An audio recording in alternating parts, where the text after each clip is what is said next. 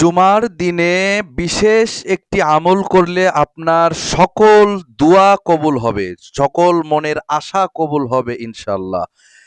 প্রিয় হাজিরিন, আমরা অনেক সময় অনেক দোয়া করি কিন্তু সেরকম ফলাফল পাই না। কারণ কোন সময় ওই দোয়াটা করতে হবে, কিভাবে করতে হবে আমরা সেটা জানি না। নিয়ম না জানার কারণে আমাদের মনের চাওয়া, মনের আশাটা আমাদের পূরণ হয় না।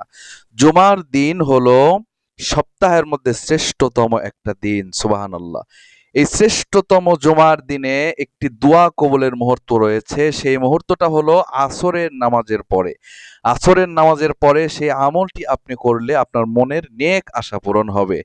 আল্লাহ পাক রব্বুল আলামিন আপনার দোয়া কবুল করবেন। আসরের নামাজের জামাতের সাথে নামাজ আদায় করার পরে সেই জায়গাতে বসে আপনি যদি ৮০ বার একটি দরুদ শরীফ পড়তে পারেন, আল্লাহুম্মা সাল্লি আলা মুহাম্মাদিন নবিয়্যিল উম্মি ওয়া আলা আলিহি ওয়া সাল্লিম তাসলিমা।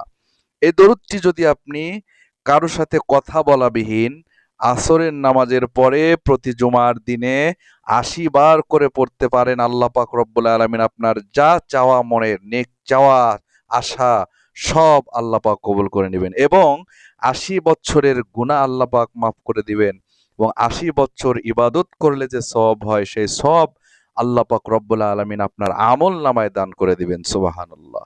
এই আমলটা শুধু পুরুষ নয়, নারী পুরুষ উভয়েই আসরের নামাজের পরে নামাজের স্থানে বসে করলে আল্লাহ পাক রব্বুল আলামিন এই সমস্ত ফজিলত দান করবেন ইনশাআল্লাহ।